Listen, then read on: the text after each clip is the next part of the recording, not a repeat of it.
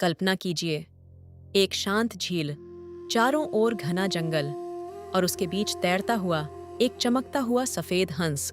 लेकिन यह कोई साधारण पक्षी नहीं था, क्योंकि उस हंस के पास आते ही आर्शियों के मन में उठते प्रश्न अपने आप शांत हो जाते थे।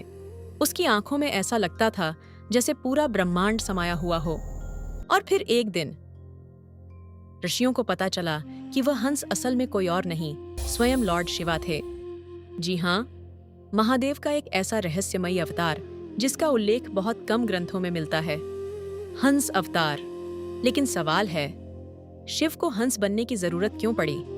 और उन्होंने ऋषियों को ऐसा कौन सा रहस्य बताया जिसके बाद आश्रम में बहस हमेशा के लिए खत्म हो गई? आज हम उसी रहस्यमयी कथा को जानेंगे। ये कथा प्राचीन समय की है। हिमालय के पास एक विशाल आश्रम था जहाँ कई महान ऋषि तपस्या करते थे। इनमें थे आर्षि वाशिष्ठा, आर्षि अत्रि और क्रोध के लिए प्रसिद्ध आर्षि दुर्वासा। इन सभी आर्षियों के पास अपार ज्ञान था। लेकिन एक दिन उनके बीच एक बहस शुरू हुई। प्रश्न था, परम सत्य क्या है? कुछ आर्षि कहते थे सत्य केवल ब्रह्म है, कुछ कहते थे सत्य आत्मा है, और कुछ कहते थे कि परम सत्य को शब्दों में समझाया ही नहीं जा सकता। धीरे धीरे यह बहस ज्ञान की चर्चा से अहंकार की लड़ाई बन गई। हर आर्षि को लगने लगा कि वही सबसे अधिक जानता है। और तभी कुछ ऐसा हुआ जिसने सब कुछ बदल दिया। एक सुबह आश्रम के पास की झील पर एक सफेद हंस दिखाई दिया। लेकिन वह साधारण हंस नहीं था। उसके शरीर से हल्की दिव्य आभा निकल रही थी। झील का पानी उसके चारों ओर मानो स्थिर हो गया था। जब आर्षि उसके पास पहुंचे तो हंस ने अचानक बोलना शुरू कर दिया। उसने कहा, तुम सब ज्ञान की खोज कर रहे हो, लेकिन पहले यह बताओ, तुम स्वयं कौन हो? आर्षि चौंक गए। एक पक्षी, और इतना गहरा प्रश्न? ऋषि दुर्वासा बोले, हम आर्षि हैं, वेदों के झाता हैं। हंस मुस्कुराया और बोला, अगर तुम्हारी सारी यादें मिट जाईं, तो तुम कौन रह जाओगे? ये सुनते ही सब चुप हो गए।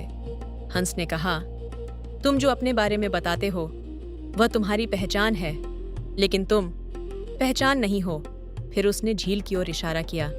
देखो इस जल को, जब हवा चलती है तो इसमें लहरें उठती हैं, लेकिन लहरें जल नहीं होती। वैसे ही विचार तुम नहीं हो। आर्षियों को पहली बार लगा कि यह हंस कोई साधारण प्राणी नहीं है। कुछ प्राचीन ग्रंथों में एक और रोचक कथा मिलती है। कहा जाता है कि एक बार ब्रह्मा और विष्णु के बीच विवाद हो गया। दोनों यह जानना चाहते थे कि ब्रह्मांड में सबसे श्रेष्ठ कौन है। तभी आकाश में एक अनंत अग्निस्तंभ प्रकट हुआ। यह था शिवा का असीम रूप। ब्रह्मा ऊपर की ओर उड़ गए और विष्णु नीचे की ओर गए उस स्तंभ का अंत खोजने, लेकिन कोई भी उसका अंत नहीं पा सका। कहा जाता है कि उसी समय एक दिव्य हंस आकाश में प्रकट हुआ। उस हंस ने ब्रह्मा से कहा, जिसे तुम खोज रहे हो वह अंतहीन है। बाद में ऋषियों ने समझा कि वह हंस वास्तव में महादेव की ही लीला थी। हिंदू दर्शन में हंस को बहुत पवित्र माना जाता है। कहा जाता है कि हंस में एक अद्भुत क्षमता होती है। वह दूध और पानी को अलग कर सकता है। इसका अर्थ है वह सत्य और असत्य को अलग कर सकता है।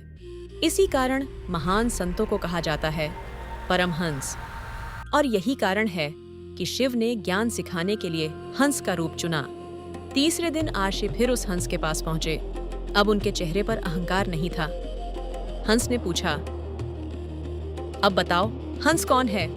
एक आर्षि बोले, तुम गुरु हो। दूसरे बोले, तुम देवदूत हो। तभी आर्षि वशिष्ठ ने कहा, दो, तुम दर्पण हो जिसमें हम स्वयं को देख रहे हैं। ये सुनते ही हंस मुस्कुराया और अचानक उसके चारों ओर तेज प्रकाश फैल गया। हंस का शरीर धीरे धीरे बदलने लगा। जटा प्रकट हुई, चंद्रमा चमका और तीसरा नेत्र खुल गया। आर्षि तुरंत भूमि पर गिर पड़े, क्योंकि उनके सामने थे स्वयं महादेव। महादेव ने कहा, तुम मुझे खोज रहे थे, लेकिन मैं बाहर नहीं हूँ। मैं उसी चेतना में हूँ जिससे तुम यह प्रश्न पूछ रहे हो।